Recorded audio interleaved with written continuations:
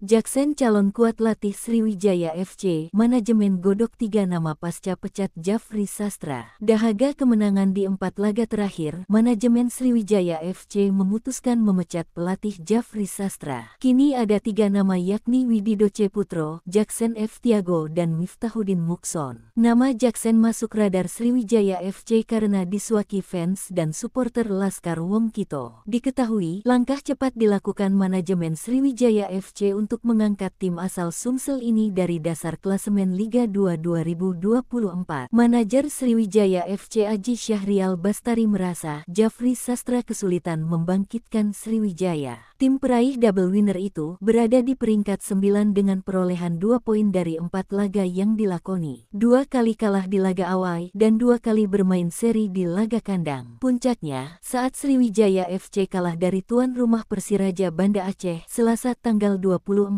September tahun 2024 dengan skor 1-0.